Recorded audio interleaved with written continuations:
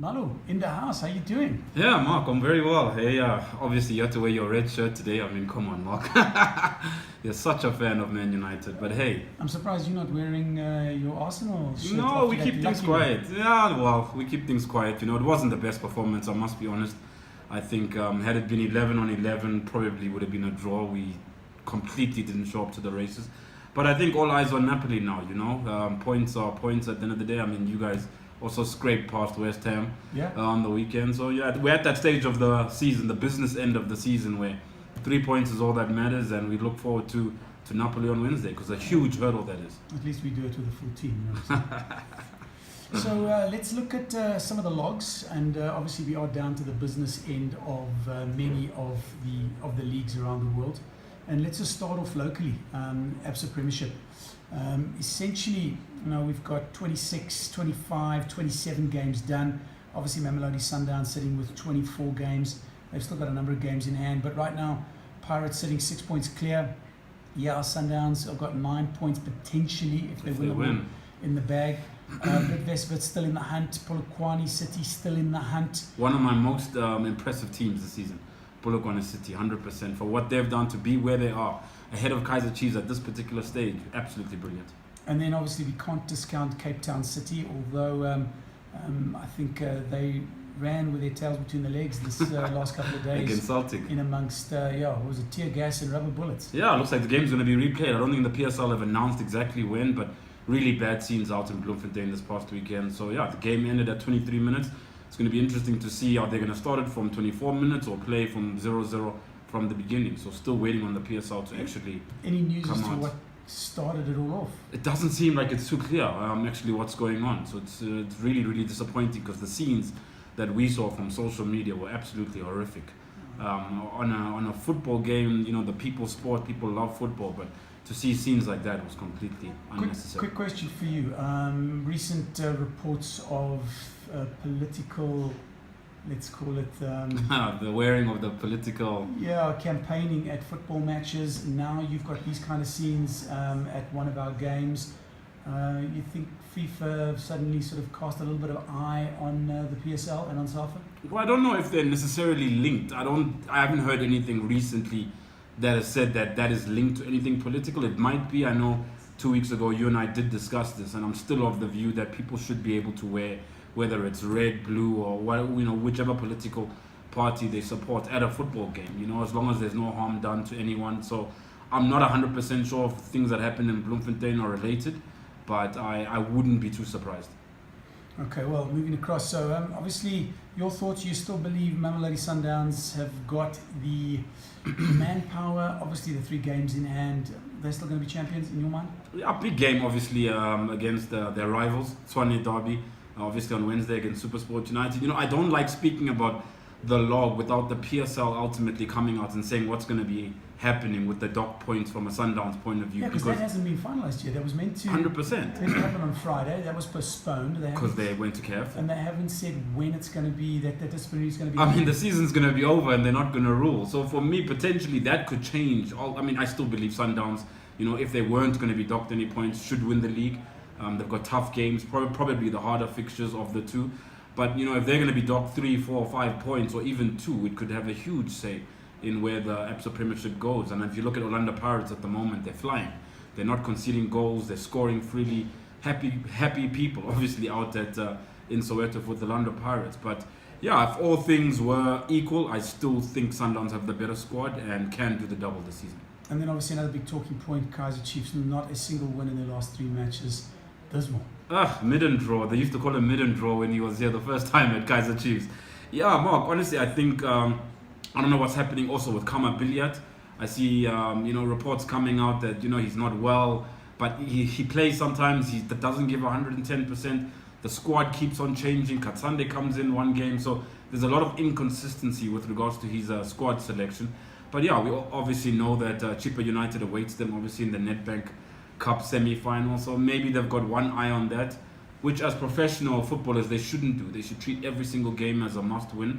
But they probably just want to bag the Nedbank Cup under their wings. And, it's been, 6 years since Kaizer Chiefs have won anything. So I definitely think the boys have one eye on that. But you can't go into football as a professional, only looking at obviously the games on the weekend. Well, a couple more years and they'll be like Liverpool, won't they? Moving on to the English Premier League, as we were talking about Liverpool, and Liverpool top of the log at the moment, but that courtesy of the fact that Man City still have that game in hand. So if we square things up, and based on Man City's track record, City probably sitting top of the league, and then it's a straight dogfight to the end. I mean, any one of those sides loses or drops points probably costs them the league this year. Is that your thoughts?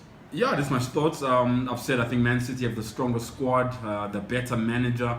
They're in a better momentum at the moment, but Liverpool are just absolutely flying as well. So it's going to come down to the big match temperament and the big games. I think City have the harder fixtures. They've obviously got Tottenham in between. So obviously they're playing them in the Champions League, but they're playing them on the weekend in the league as well. Then they still have to go to Man United, which is obviously not going to be easy. It's another derby. So looking at the fixtures, City have the harder fixtures, but knowing the City side, they've got what it takes to win the EPL this season. And the big question is, can Man United have a say on that league? Oh, well, I think they will. I think they will. Because they've got that game against City still coming up. Yeah, I think they will. Man United have shown, I mean, since Solskjaer has taken over, that they've got what it takes to get back that feel-good factor from a Man United perspective. If it'll be enough for today, I don't know, against Barcelona. They showed against PSG that they have the quality of what it takes. But for me, looking at today's game particularly, I think it might just be a bit too much. Okay, let's move across to the French Ligue 1. Paris Saint-Germain cruising there, 81 points from 31 matches. It's a done and dusted. I mean, you almost expect 1 or 2 games to go and that league is wrapped up. That'll be, I mean, what is that? I think they need 1 point. 7th or 8th consecutive league win in Ligue 1 for PSG. Here's my theory, Mark. The French league is too easy for PSG, and that's why they struggle when they're in the Champions League. They don't have that consistent quality of opposition that they play. I mean, yes, they lost 5-1 on the weekend, but consistently they're winning games. It's just too easy. So for me, they struggle in the Champions League. But if they were to say play in the EPL, I think they'll do better in the Champions League. Is that why Neymar went? No, you don't have to answer that question. You don't have to answer that anymore. Moving to Serie A, Juventus, they just needed a draw. Yeah, just needed a draw. I think it's been 2 games now that they could have actually consolidated and finished off the league. Last 2 games haven't really gone in their favour. That last loss, they just needed that draw. I mean, you'd expect them at this next game to win, although Ronaldo was rested in that match because of tonight, or because of the Champions League second leg matches coming up. We have been told he is playing. So you expect them to probably walk away with that. Well, we'll talk about that. Let's not get too far ahead of ourselves, but you'd expect them in their next match to walk away and become Serie A champions. And what's that, for the 5th, 6th time? I think it's 7th, if I'm not mistaken, yeah. Also an unbelievable record. I think this is a team that, contrary to what I was saying about PSG, they don't have that. They are able to play in Serie A and collect the points and do the business, as well as Champions League also perform. They've been in finals. They're one of the most successful clubs from a Champions League point of view. So PSG definitely have to learn from that. Because yes, I think the Serie A is becoming a little bit too easy for them with Ronaldo. It just makes it even worse. But the big prize they want, obviously, is the Champions League. And Ronaldo will want that. For him personally, to have won it at the various clubs that he's been at, to win it in his first season would be absolutely incredible. Absolutely.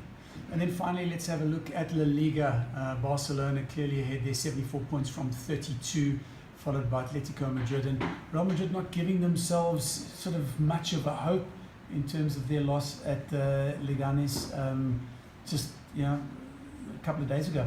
So, I mean, that's literally out of it in terms of the title race.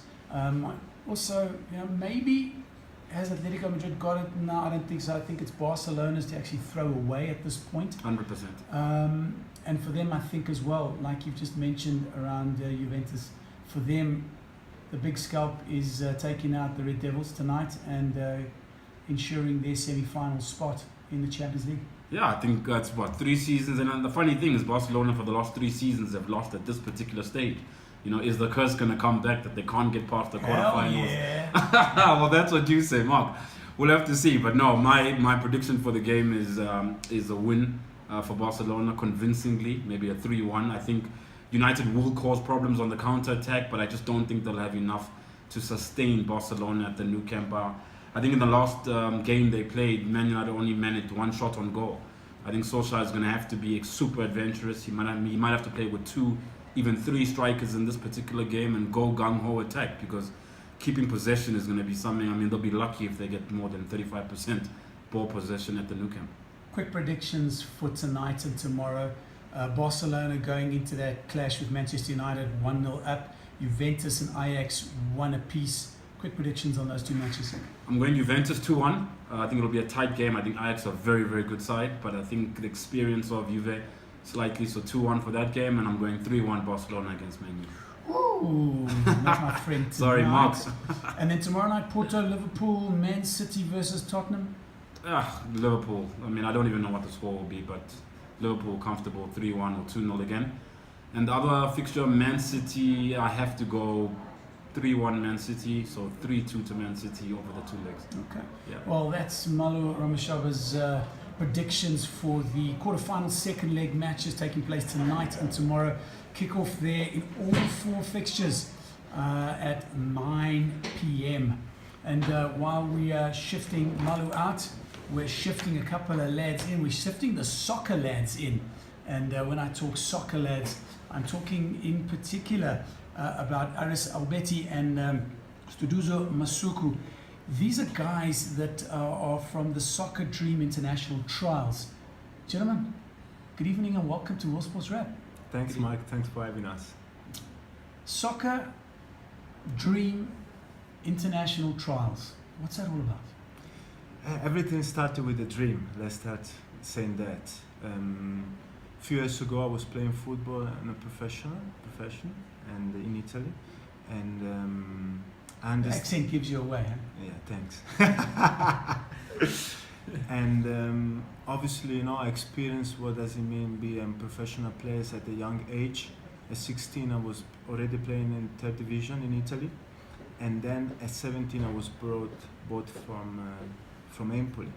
So I was already in the Serie A squad. And then, unfortunately, I had an injury that not necessarily killed my career, but really slowed down my career. And I understood the importance of, first of all, having the right opportunity, having the right people, close to you, family, managers, and also how to go through difficult moments, because when you're very young, sometimes you think that you just have a gift, but at the end of the day, be a professional footballer means also have a job, and provide for your family.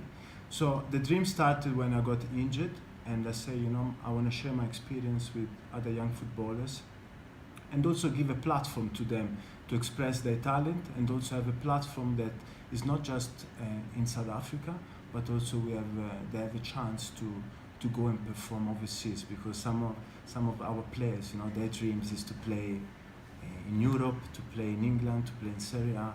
So we're trying to fulfill that dream through Soccer Dream, that is an international organization, as you mentioned, that organize football camp locally in Johannesburg, but in the near future we're going to also expand all over South Africa, where we want to identify young players that they can go and try their luck and pursue their dreams in Europe. So, Aris, you're an international scout. Correct. Amongst other things, and we'll just leave it an international scout for now. And the whole concept behind this is a 5-day trial for about 120 young players between the ages of 17 and 23. And the intention here is for you guys to scout the next big superstars and hopefully whip them out of our country. See, I'm actually building up a bit of resentment against these guys already, and it's only taken me 2 minutes. Whip them out of the country to potentially play in the likes of Genoa and Chievo. Absolutely. We partner with a lot of clubs in Italy, as you just mentioned, 2 clubs. But also we partner with smaller clubs, because sometimes I say, everybody aspiring to go and play immediately for a big club. But I'm the example, I started in small teams in 3rd division, and then I was scouted by big clubs like Empoli, that at that time was in Serie A, was producing players. I was playing with Andrea Raggi, that is the captain of Monaco, Francesco Lodi, Serie A, and other players that play in Serie A, not necessarily the straight route is the one that is going to take you on top sometimes, you know. So we're going to give the opportunity to train and go to clubs that are giving the platform. And also remember, some clubs, especially the big clubs, they don't have time sometimes to wait for the players to mature. Where you go to a smaller club, you know, they can invest time and they can invest energy and resources on you to build that future champion, let's say like this. So that's very important. And as you say, you know, we're looking for the next generation of footballers, you know, especially the young South African players. At the moment, they're doing very well. We have a lot of youngsters, especially overseas, you know, that maybe the family relocated a long time ago, that they're making a statement, you know. And we want to give an opportunity also to the one that obviously they didn't have the platform right now to express their talent. But remember also that we want to give it a platform also to play locally, because we can't forget about where we started, who we are, you know. And sometimes player, maybe you're not ready to go overseas, but maybe we can give an opportunity also locally, you know, to build a professional career. So I think we need to create a double opportunity, you know, where no matter what, you know, if your dream is to become a professional footballer, you know, you can do it in South Africa, very successful, but hopefully, you know, you can also do it overseas and come back, you know, and transfer this knowledge to other young players. Students, I want to bring you in here, and you're a local journalist as well, but also part of the scouting team that's Correct. looking at these the up and coming young athletes. I mean, people would probably sort of forgive me for thinking that this is an initiative to come and find our next diamonds in the rough and whip them out of the country. But exactly what we've just heard now, the intention is also to keep those youngsters in the country, because we've obviously got to grow our own pool. We've obviously got to strengthen our national squads. We've got to strengthen our club squads. I mean, Mallo and I have spoken a lot and at length about the fact that we give Bafana very little hope in AFCON, let alone in the bigger tournaments. And that's because, in our opinion, we haven't fostered that talent. We haven't grown them. There's one or two that pop up and then just they're gone. Yeah. You know, Percy Tower, classic example. How's that working to maintain that talent here? No, you're 100% there, Mark. And you see, in South Africa, we have the problem, if I may put it that way, you know, of not producing enough talent. You know, the talent is there, but we lack in terms of looking for the talent. You know, we have to look for another Percy Tau, you see, and the guy has done very well, you know, for himself and for the country as well. And just to take it a backwards, Mark, you know, on our relation with Aris, as a young person as well, growing up, you know, grew up in a very rural area, whereby I've always had a dream as well, like Aris has highlighted. You know, my dream has always been to make change, and that's why I took the journalism route, because I felt that that's the only way that I could make change. So, and well, I was into more sports. I never got the opportunity to be able to play at a professional level, but I've always loved, especially soccer. So that's why I found it in myself that, you know what, I need to make a change as well. I need to be part of this initiative whereby we're going to find the next superstar, you know.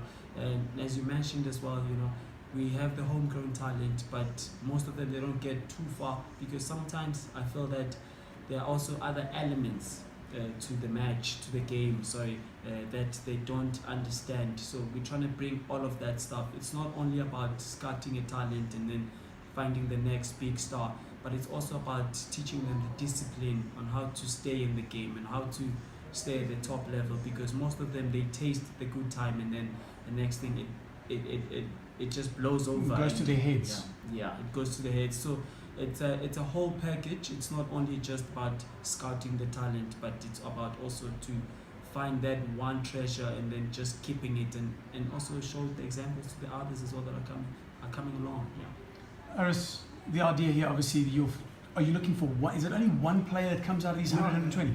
Absolutely not. We're looking at the moment. You see, we create this project from scratch. You know, we put in our resources in, you know, because we believe in the project.